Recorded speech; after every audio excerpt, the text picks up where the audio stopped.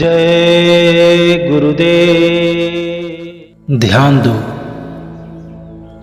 दुनिया में जब कोई काम नहीं आता तब इंसान को पछताना पड़ता है। इसलिए महात्मा बार बार जोर देते हैं कि भजन करो। भजन के सिवा इस दुनिया में ऐसी कोई चीज ही नहीं बनी जो तुम्हारे साथ जाए। और सबसे बड़ी विडंबना यह है कि तकरीबन सभी को यह बात पता है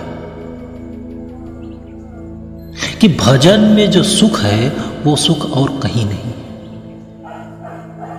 परमात्मा की आवाज इस मनुष्य मंदिर में दोनों आंखों के ऊपर आ रही है, उसे सुनो।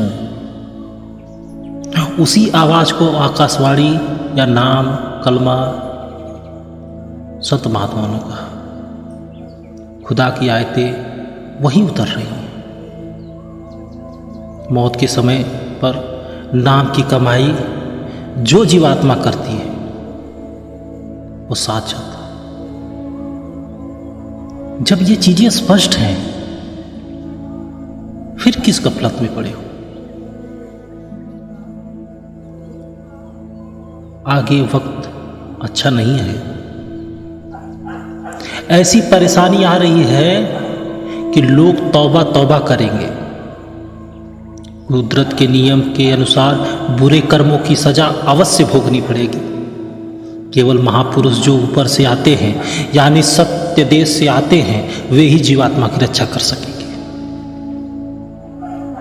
कलयुग में मलिन समय में निमित्त मात्र तुम बैठो और देखो कि जीवात्मा की आंख यानी तीसरी आंख कैसे नहीं खुलती। बैठो तो सही। उस प्रभु का दर्शन जीवन काल में ही होता है। मरने के बाद कभी किसी की चिट्ठी पत्री आई कि मैं स्वर्ग में गया, मैं नर्क में गया।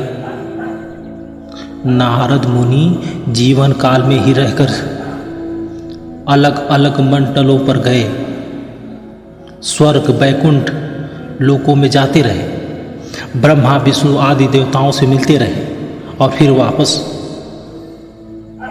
इस देह में आ जाते थे। मीराबाई हो, कबीर साहब हो, कोई अन्य महात्मा हो, उन्होंने अपने अनुभव को जब बताया तो यही बताया कि यह सीधा सच्चा सौदा है और जीते जी मिलता है। यह काम यदि जीवन काल में नहीं हो पाया तो बहुत पछताना पड़ेगा। इस बात पर जरूर ध्यान देना। जय गुरुदेव।